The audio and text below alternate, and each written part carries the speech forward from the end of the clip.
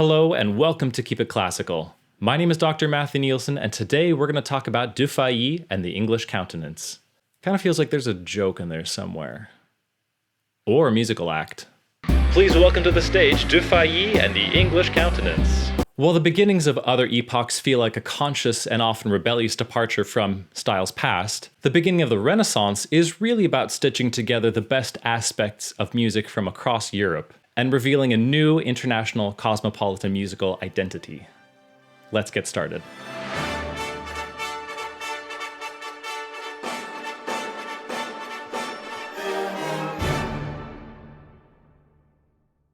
Up to now, we've seen a few different styles emerge in different regions of Europe. The Flemish, which was modern-day Belgium and the Netherlands, were really loving their developments with polyphonic writing and counterpoint. The Italians were getting great at writing melodies, and the French had invented some really interesting forms for their secular music. But the English had a very special trick up their sleeves. The English were pioneering the idea of triadic harmonies, or music based on the interval of a third. Musicians and writers on the European continent even had a special name for it, calling it the English Countenance.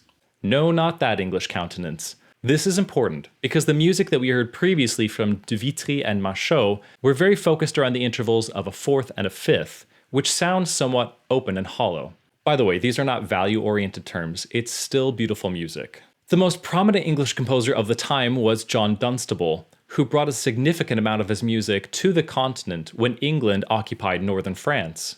His piece, Tota pulchra es, is a great example of music built around the interval of a third. While the cadences still have open sounds of fourths and fifths, the rest of the music between will have lots of thirds, which intrigued listeners in France and further abroad. By the way, if you want links to the music I use, I'll put them in a pinned comment and the description below.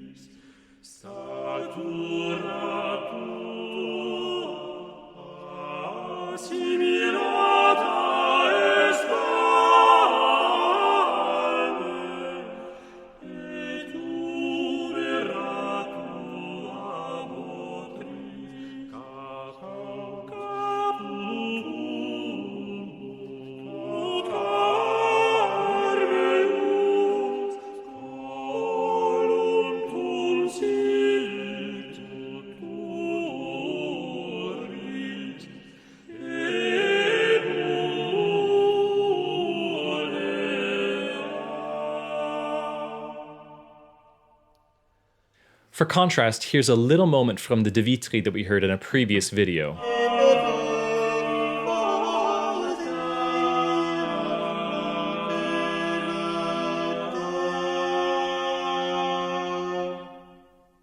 Listening to them side by side, listening for those thirds, makes it clear how different Dunstable's music and the English Countenance was. Continental composers loved it, and almost immediately began incorporating thirds into their own writings. Which leads us to our next composer, Guillaume Du Fay. Du Fay had a pretty interesting life for the time. He was the illegitimate son of a Catholic priest and an unmarried woman, and yet rather than dooming him to a life of poverty and obscurity, Du Fay was well educated and went on to become the most famous composer of his time in Western Europe. He held several jobs as a church musician throughout his life and had several opportunities to travel between major European cities. It was probably during these travels, and perhaps during the Council of Constance or the Council of Florence, that he became aware of and familiar with different musical ideas from various regions. It's very likely that while church leaders debated and clashed over council proceedings, the musicians that they brought with them took the time to meet, talk shop, and collaborate. However this knowledge was acquired, we recognize Du Fay's music now as synthesizing those different styles from across Europe, the polyphony of the Flemish, the melody of the Italians, the forms of the French, and the harmonies of the English. Du Fay and his contemporaries are also credited with moving the melody from the tenor in the middle to the top voice, or cantus. Let's listen to an example by Du Fay, and make sure to listen for those different traits: melody, polyphony, harmony, and form. Listen for how it seems to be a combination of the DeVitry and Dunstable that we heard earlier in this video. Again, links to recordings of this music can be found below.